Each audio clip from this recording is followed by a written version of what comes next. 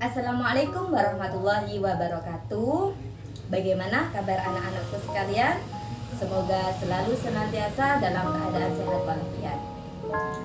Hari ini kita akan membahas tentang beriman kepada hari kiamat. Sebelum kita memulai pembelajaran hari ini, marilah kita berdoa terlebih dahulu. Bismillahirrahmanirrahim. Rabbi zidni ilma warzuqni fahma. Amin. Adapun tujuan pembelajaran hari ini, yang pertama, siswa dapat menemukan hikmah beriman kepada hari kiamat yang dapat membentuk perilaku akhlak mulia. Yang kedua, siswa dapat menerapkan hikmah beriman kepada hari kiamat dalam kehidupan sehari-hari. Agar anak-anak dapat mempelajari materi hari ini, marilah kita simak penjelasan berikut ini.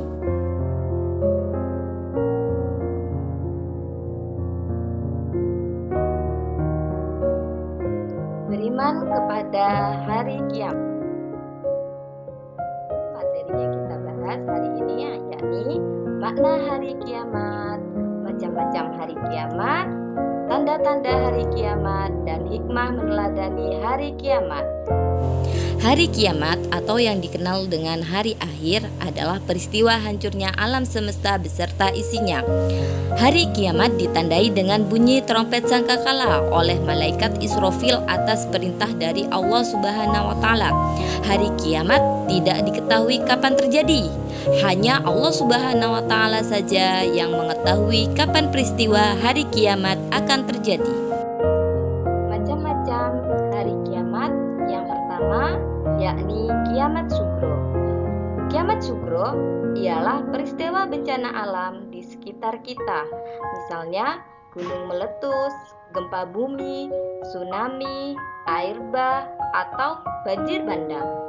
Kiamat sugro adalah kiamat kecil, bisa saja terjadi karena ulah manusia sendiri. Sedangkan yang kedua yakni kiamat kubro. Kiamat kubro atau kita istilahkan dengan kiamat besar adalah proses hancurnya alam semesta beserta isinya, seperti matahari, bumi, dan planet-planetnya sudah tidak berjalan pada borosnya, sehingga saling bertabrakan dan akan terjadi kiamat. Kiamat kubro ditandai dengan adanya bumi berguncang dahsyat dan tidak ada makhluk di muka bumi ini yang hidup.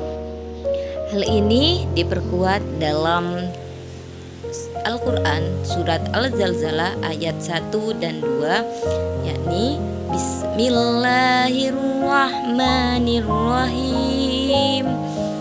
Idza zulzilatil ardu zilzalaha wa akhrajatil ardu asqalaha, yang artinya apabila bumi diguncangkan dengan guncangan yang dahsyat dan bumi telah mengeluarkan beban-beban yang dikandungnya. Kiamat kubro lebih dahsyat dan tidak ada seorang pun yang mengetahui kapan akan terjadi. Bahkan Nabi Muhammad SAW pun tidak diberitahu oleh Allah Subhanahu wa taala. Hanya Allah Subhanahu wa taala yang tahu kapan hari kiamat itu akan terjadi. Tanda-tanda hari kiamat. Yang pertama, Dajjal akan keluar. Dajjal dalam bahasa Arab berarti kekacauan. Dajjal akan keluar dari negeri Persia. Ketika Dajjal turun, maka Dajjal dan pengikutnya akan merusak ke bumi selama 40 hari.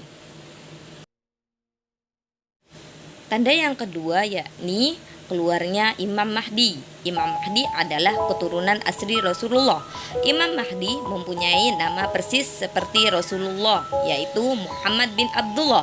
Imam Mahdi lah nanti yang akan memimpin perang jihad untuk mengejar Dajjal ketika sudah berada di Palestina. Tanda yang ketiga yakni turunnya Nabi Isa.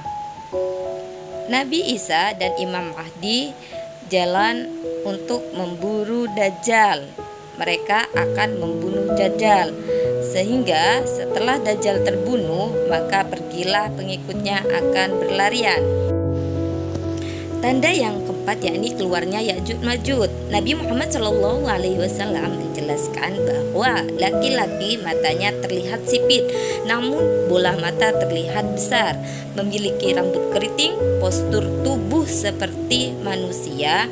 Mereka akan keluar jika sudah diizinkan oleh Allah Subhanahu wa Ta'ala. Tanda-tanda selanjutnya yakni keluarnya binatang melata.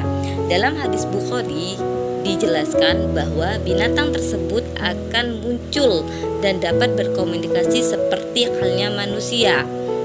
Binatang tersebut akan datang menemui manusia yang kufur. Binatang ini akan datang untuk menasihati orang yang kembali kufur di jalan Allah Subhanahu wa Ta'ala.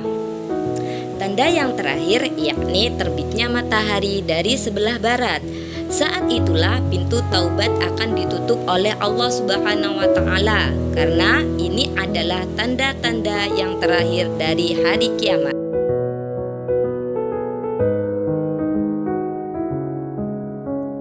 Hikmah mempercayai hari kiamat.